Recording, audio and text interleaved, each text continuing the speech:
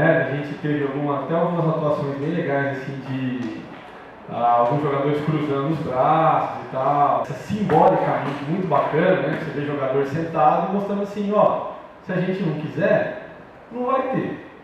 Né? O principal, para mim, até agora, que esse bom senso fez isso, foi cruzar o braço. Né? Mesmo que por pouco tempo, né? Porque assim, lógico, ele está longe da gente ter uma relação com a política até mesmo próximo do que teve lá, né, na democracia corintiana e tudo mais. Né? Mas assim, só esse ato simbólico eu achei muito curioso, assim, o fato deles mostrarem, tanto para quem está assistindo, quanto para quem promove, né, o evento, né, que jogo hoje não é mais jogo, é evento, né? Bem complicado também falar isso daí. Mas mostrou que quem, né, de fato está no controle disso daí é quem participa, é quem produz. Simbolicamente a gente pode falar, poxa, qual é pedagogicamente, vamos dizer assim, o valor disso?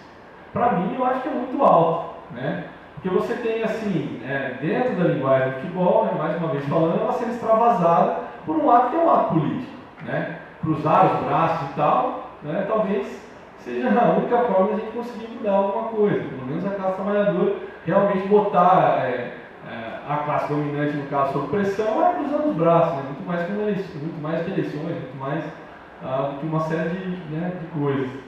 Mas eu também acho que desde do início dele, o bom senso do futebol ele nasce com uma contradição, né? E que se não for resolvido de uma maneira classista, ele vai morrer, né? Classista que eu digo assim, que ele nasce com uma ideia de promover uma melhora para quem joga, correto, para quem assiste, correto, mas para quem patrocina também, né? E aí praticamente você já tem um movimento assim, uma contradição que se ele não resolver, né, de fato, para nós que assistimos e tal, né, que somos essa massa, que vamos lá e acompanhamos, né, ele não vai conseguir dar, né, vazão nessa luta dele. Né, meio com aquela história, né, meio bíblica e tal, que é impossível você servir, né, a dois senhores ao mesmo tempo. Né? É possível você servir quem patrocina, que é o capital, é a Nike, é a Adidas, é a Coca-Cola, e você servir também quem quer ir lá assistir e pagar um ingresso mais barato. São interesses contraditórios, não vai ter como conciliar isso daí. Né? E eu espero que a gente tenha, talvez não pelo bom senso, mas ainda no futebol é um movimento mais parecido com o que a gente tem, eu volto a falar, na Europa, né? De clubes sendo autogestionados, né? De você ter uma outra lógica da relação de quem torce para aquele time com aquele clube. No caso, eu não sou só um torcedor, mas eu controlo tudo que está acontecendo ali, não tem um presidente, não tem uma figura central que vai tomar as decisões, não. Somos todos aqui juntos que vamos tomar as decisões do time e tudo mais. Aí a gente fica pensando, poxa, mas aí, cara, ainda assim você está tendo alguém que poderia estar atuando politicamente, mas atuando de forma, né, revolucionária, mas dentro do futebol. E é que eu volto a falar, a gente tem que conseguir enxergar o futebol como uma plataforma de luta também, né, como alguma coisa que, poxa, se o cara cruza o braço lá no campo e faz o jogo parar, se eu cruzar o braço na linha de produção, também vai parar. Né? E, poxa, né? A gente tem futebol como uma coisa que agrega muito, né? O pessoal, no Brasil principalmente, junta todo mundo, né? Para jogar e para assistir também. Mas o bom senso tem esse problema, né? De querer servir a dois senhores ao mesmo tempo, o capital e quem paga para lá assistir. Né? Eu acho que é outra pergunta em relação à propaganda. Né? A propaganda com um evento esportivo, eu acho que ela existe desde sempre. O Hitler organizou lá a Olimpíada de 1932, se eu não me engano, com um objetivo específico. Uma propaganda nazista de provar que o ariano era o superior. Né? Em 1934, teve uma Copa do Mundo na Itália e Mussolini organizou com o mesmo objetivo, provar alguma coisa política, de fato. E eu acho que não seria tão diferente do que a gente vê hoje. Né?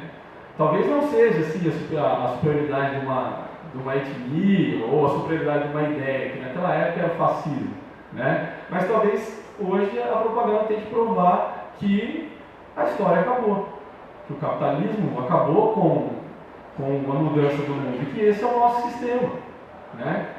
Eu acho que a propaganda hoje, né, nessa pós-modernidade e tal, que se fala tanto, vem com essa ideia, né, de você perpetuar uma ideia que assim, não tem como mudar isso daqui, né?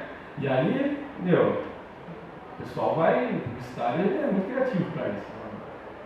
para muitas coisas, mas ele vai nadar de braçada, né, a marca e tal, né, repetindo, né, Nike, Coca-Cola, essas grandes empresas e tal, contra o regime. Eu sou muito partidário do Sócrates nesse momento, assim. O cara pegar e falar assim, meu, a Gaviões da Fiel politizada é o pesadelo do sistema, tá ligado? Não tem mais o que falar depois dessa frase dele, assim, né? Primeiro a gente tem que entender que esses grupos também não são assim, não é uma relação muito de causa e consequência com a política, no caso, né?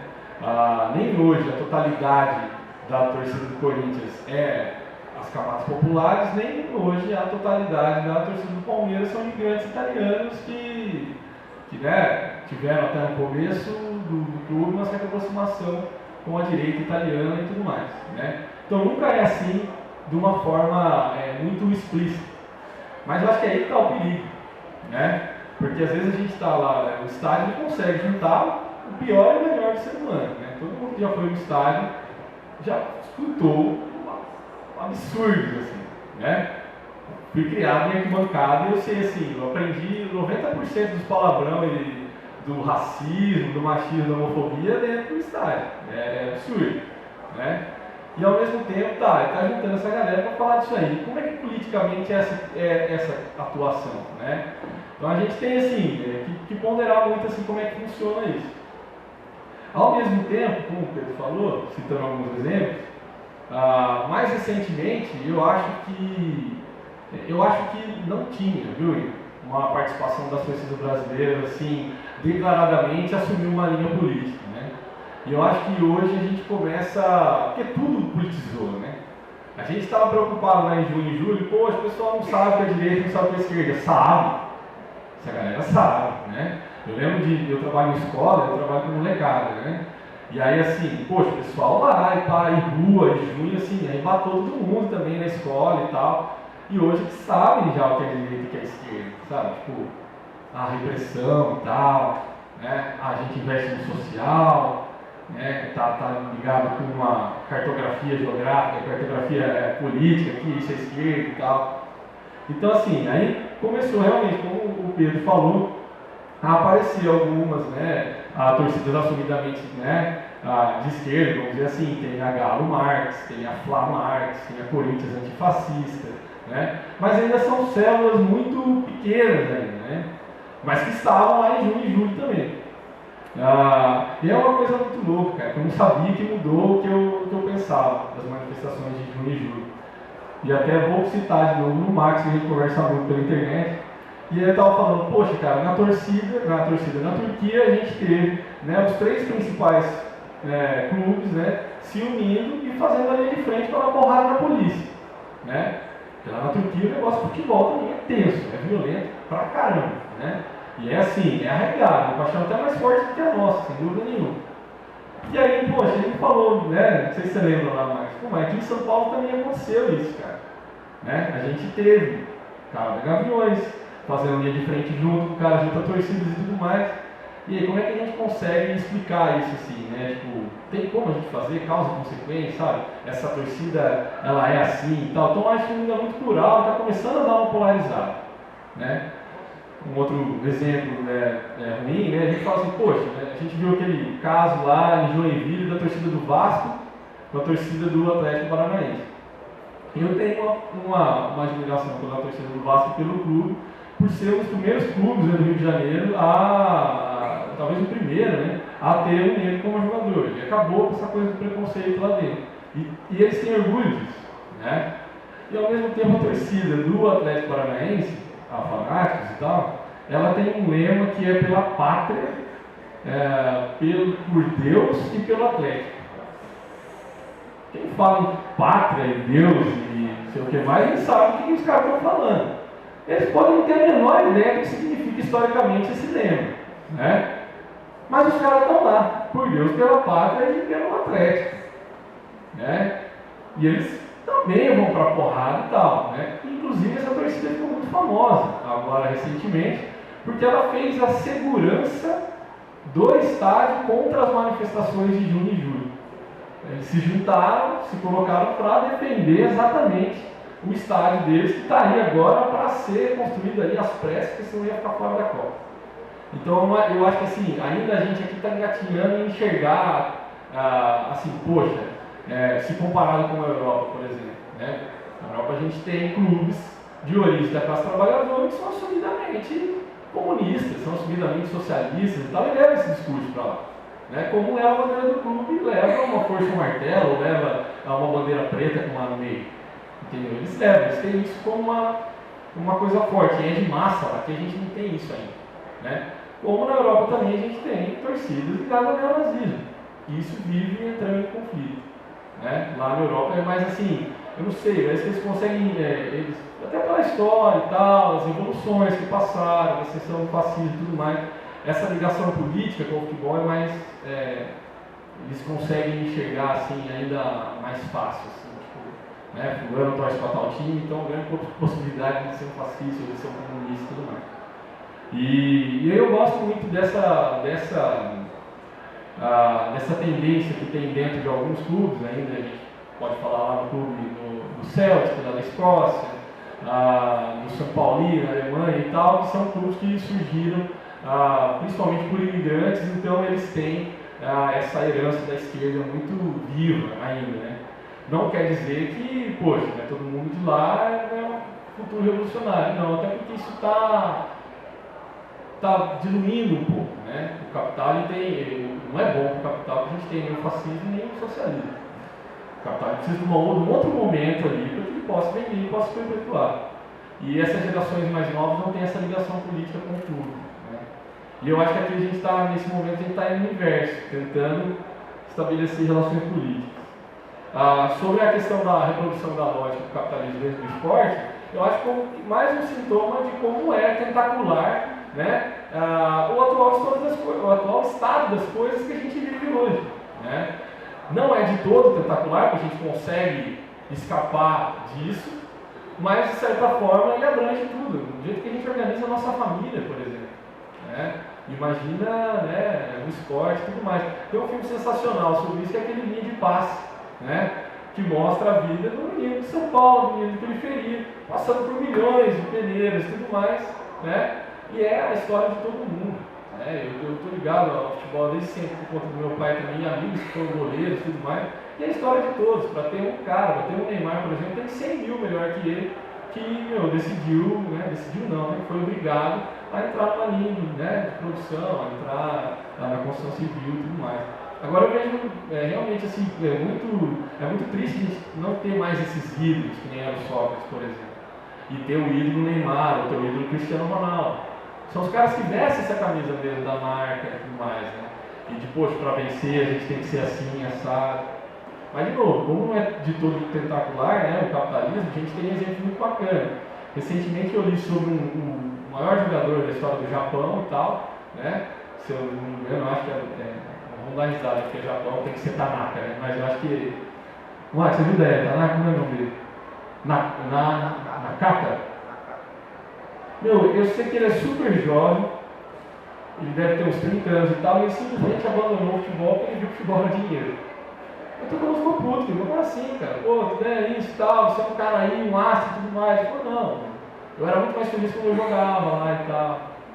O legal é que assim, a gente só policiar para não demorar demais. O futebol, ele é o único esporte moderno que ele tem um espaço para você brincar, para você se realizar. O basquete, o rugby, o beisebol e tudo mais, ele é constantemente um desafio de competências, né?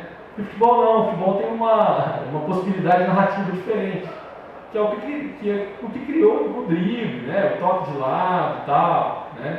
Então ele tem ainda, mesmo sendo um esporte moderno, um esporte que foi criado no ambiente capitalista, ele tem uma ligação com o pré-capitalismo e tal, né? Não só como jogo, mas como rito, né? Como uma coisa assim, você jogar por prazer e tal. E é isso que a gente vê nos campinhos aí, né? A ponto da gente jogar o dia inteiro para terminar o jogo empatado, para ninguém ir embora, né? Tipo, sei lá, mal para casa. Eu acho que essa contradição é uma contradição que está muito acirrada, não só por isso, porque tem algumas outras coisas. A gente sempre viveu, por exemplo, a contradição do cara que constrói casas para os outros não tem sua própria casa, né? Isso é uma contradição mais ou menos corriqueira, que se tornou corriqueira para nós. Agora, qual é o problema? Essa contradição com o estádio, ela tem um outro elemento, que é o elemento que dizia aquela outra companheira, que é o governo insuflando a paixão pelo futebol. Isso é um grupo, porque o cara está fazendo estádio que ele não vai entrar dentro. Ok, isso seria natural dentro dessa lógica de funcionamento das coisas. Agora, o governo está dizendo o tempo inteiro que entrar no estádio vai ser o maior momento da vida das pessoas. Então, a contradição está muito mais polarizada, eu acho, inclusive no nível da subjetividade. E acredito que isso tem a ver também com como tem explodido algumas coisas. O fato da... tudo são contradições, né? Como quando é que explode a construção civil no Brasil? Para evitar a crise. Depois da primeira leva em 2003, vai tentando com os PACs lá, né? Aqueles planos de aceleração do crescimento, que são mais que tudo planos de grandes obras infraestruturais para girar volumes grandes de capital e conter crise, contém crise de duas maneiras. Ao mesmo tempo que gira capital, abraça muita mão de obra, né? E interrompe um ciclo de desemprego que poderia se seguir aí massivo. Porque construção civil é muita gente trabalhando. Só que quando o problema bota um monte de gente trabalhando e dá greve, como está dando no Comperj agora. São milhares de trabalhadores. E colocar milhares de trabalhadores juntos é muito rentável, mas também é muito perigoso. E aí a gente está vivendo um monte dessas contradições, porque justo acho que nós estamos num momento contraditório, que você tem você tem uma situação subjetiva colocada, rompendo com ilusões. A gente está rompendo com uma ideia de que estava tudo bem. Me parece que a gente está rompendo com isso. Que junho, por exemplo, é um passo importante dizer, tá uma merda. Tem coisas que aconteceram, nós estamos conseguindo chegar a lugares onde a gente não chegava, mas nós não estamos melhores por isso. Não mudou estruturalmente as nossas vidas. Então, parece que tem uma ruptura com isso, que ao mesmo tempo está sendo, e se esse troço se encontrar, vai ser a nitro com a glicerina, que é o problema econômico. Se o mundo continua como está, e esse questionamento todo subjetivo, essa ruptura com uma ilusão, ela encontra um problema econômico que traga desemprego, que traga instabilidade econômica, que traga cortes em importantes benefícios sociais que se popularizaram nos últimos 10, 12 anos, isso aqui vai virar qualquer coisa.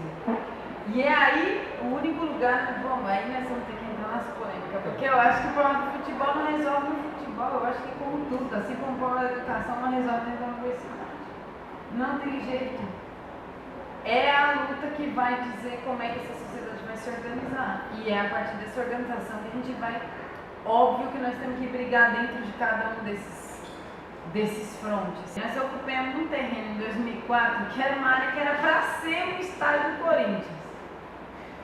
Só que quando a gente ocupou o rolê, no documento tá, que era da Igreja Católica, nós fizemos todo um fuá, não sei o que, a igreja dos pobres resolveu suas contradições, agora vai ter que dar o termo, não sei o que, aí a igreja vem, a gente é muito amador, gente, vocês entendem? Aí vem as igrejas e falam assim, não, aqui é o seguinte, nós vendemos o terreno, nós só não fizemos transferência no cartório, esse terreno foi repassado por uma financeira que é a Hicks Music,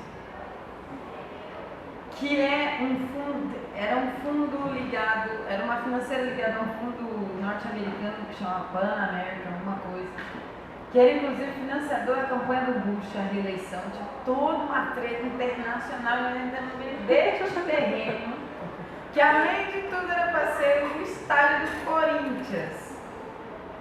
Nesse momento tinha um cara que é um parceiro, talvez algumas pessoas conheceram, o Puguinha, estava na presidência da Gaviões da Fiel. O Puguinha falou o seguinte, aqui a Gaviões era para a ocupação.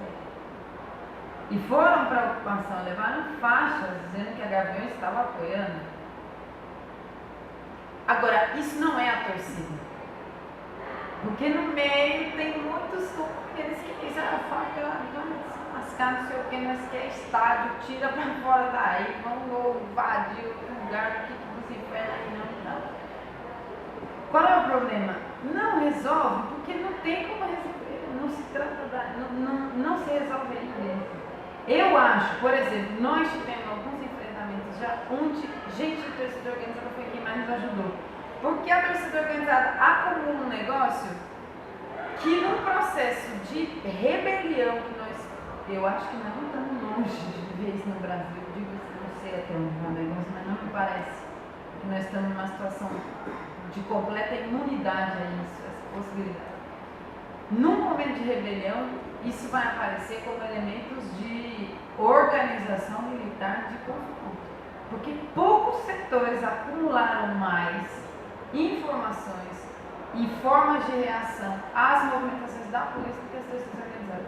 Não tem um movimento que tenha feito isso. Nós não fizemos, como sem teto, como sem terra, como qualquer coisa, como sindicato, como qualquer coisa que fosse. As torcidas organizadas acumularam isso. A gente estava no confronto, então o Puguinha falou assim, ó, os caras fizeram isso, agora eles vão fazer isso, isso e aquilo, nós temos que fazer isso, isso, isso. Mas como não, esse é o padrão. Eles sabem. Qual é o problema? No confronto nós temos que ganhar eles para cá. Porque se eles estiverem do lado de lá, também eles vão ajudar do lado de lá. E eu acho que vai ter nego para todo lado. Agora, é isso. Então trata-se de negócio de não se resolver. É como a meritocracia também é isso, né? Porque o futebol também é usado constantemente para reforçar isso aqui. O esforço individual é capaz de resolver os seus problemas. Não resolve.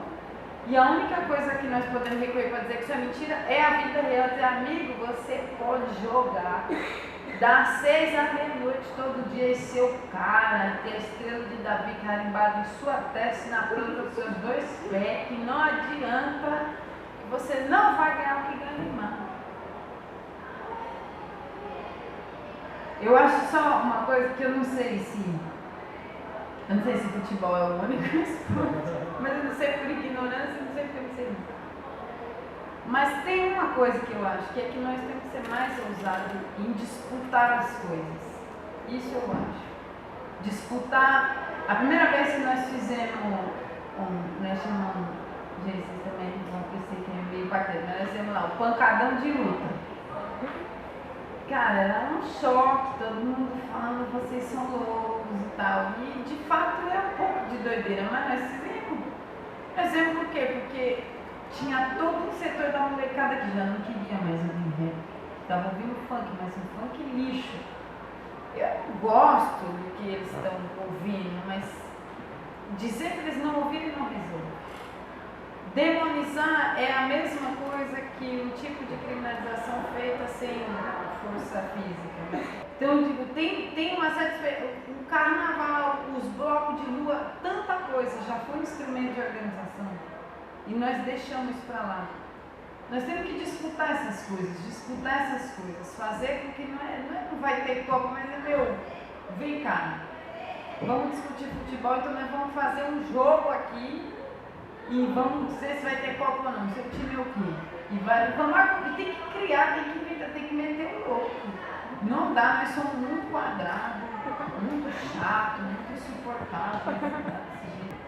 A gente, cara, é isso, era um debate de bola, então a gente ia jogar bola e conversar entre os movimentos sobre o que a gente está pensando em fazer no período dos jogos, das lutas até lá. Nós de luta devemos construir uma jornada em maio, então trocando essa ideia com a galera, como é que se junta e jogar bola. E o pessoal gosta de jogar bola, Quem ganhou o campeonato? Cara, você sabe que eu não sei, porque isso foi um rolo tão grande, o que acontece? Todo mundo acho que ganhou, uma coisa meio confusa.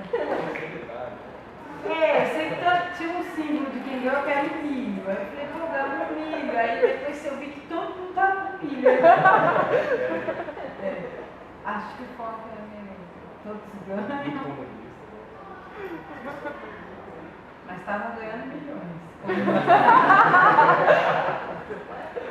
As 2 obras estavam atrasadas, né? O estádio e o banheiro na escola. Qual você acha que vai ficar pronto primeiro?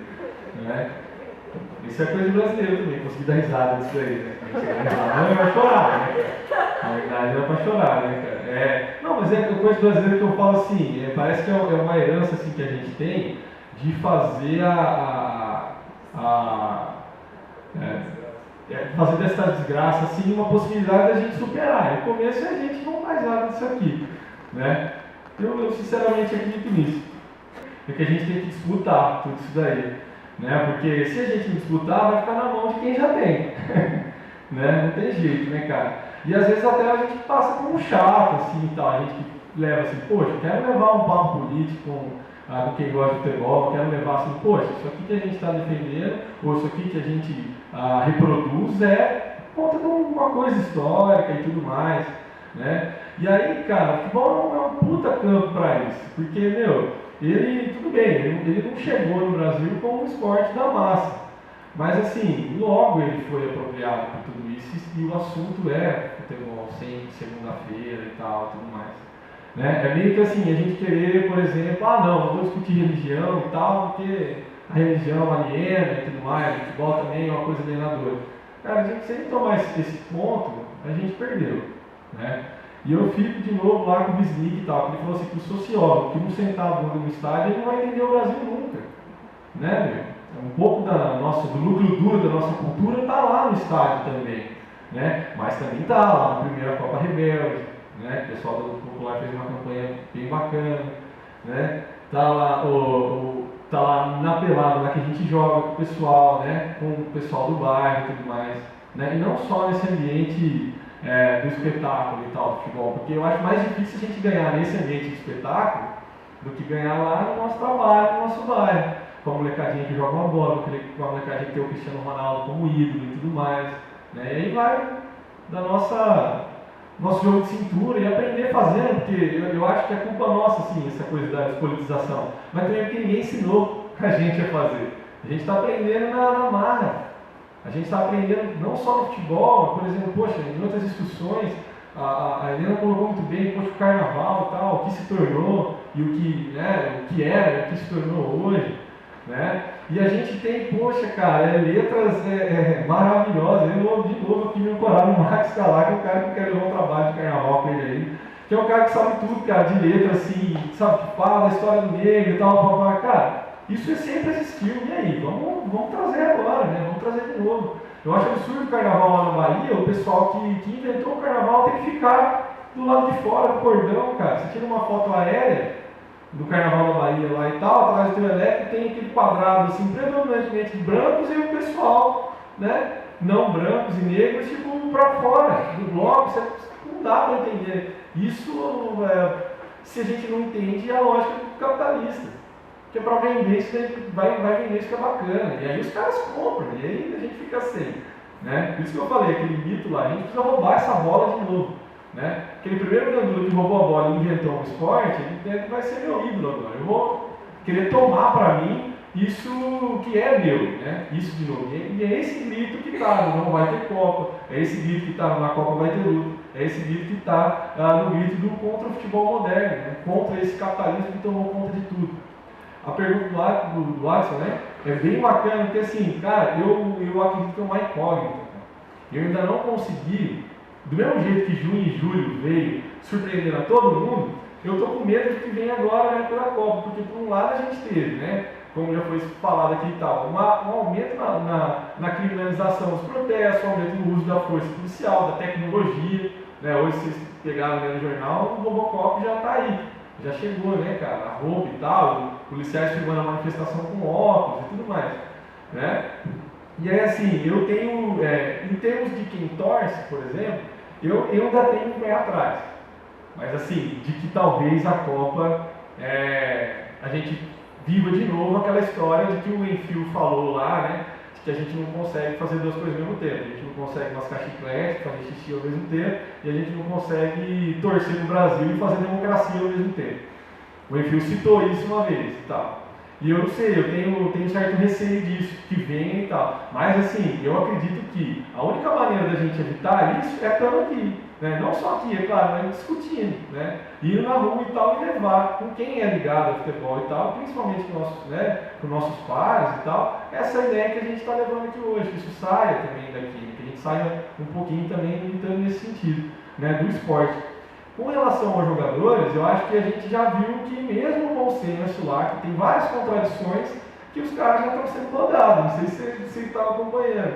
Um já foi mandado para a China, tal, o outro, né, o Paulo André, que é o zagueiro do Corinthians, né, que é, vamos dizer assim, uma das lideranças do movimento, e daqui a pouco, pô, é que o cara foi mandado para a China, cara, como assim? Transferido sem ser vendido e tal, tipo, meu, e aí tal, tem uma outra liderança agora, e o que vai acontecer, né, tipo, com esses caras agora e tal. E aí tá, assim, aquilo que a gente falou, que está em disputa ainda. Tanto é um negócio muito bacana, né, porque, os caras cruzando o braço mostraram muito bem, ó, se a gente cruza o braço, a gente para, né, e não vai funcionar se os trabalhadores aqui do esporte não quiserem. E aí isso é pedagógico e tal, para quem está de fora assistindo, eu acredito que seja, né, no momento que até a greve a gente vê assim, às vezes a greve, né, é claro que a imprensa contribui 100% com isso, mas até a greve às vezes o pessoal já não consegue chegar a uma greve com instrumento de luta mais, né, a gente está tentando retomar isso, pô, greve serve para isso, a gente está esse grande momento da gente tentar levar essa ideia. Porque assim, como aconteceu lá na Europa, que eu falei, tipo, a classe trabalhadora em geral foi tirada de dentro do estádio. E está acontecendo de novo isso no Brasil. O Maracanã lá, o último jogo, tinha 3.000 testemunhas, né?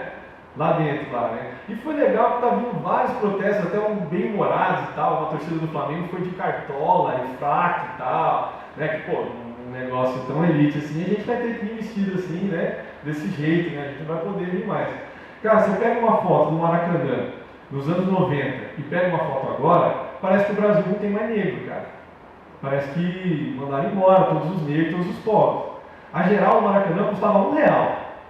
E assim, iam os mais loucos. Esse R$1 era o mais louco. Sério, tinha gente assim doida mesmo lá, né? E era a grande massa. É o que a gente fala da raça lá do Flamengo e tal, a torcida do Flamengo e tudo mais.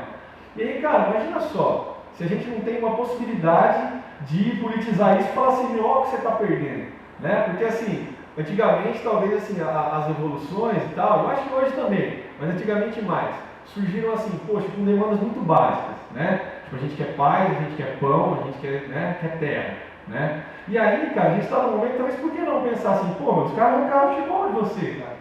Você não está podendo entrar mais lá, você vai vir pelo telão e, depois que a Copa passar, não vai mudar essa situação.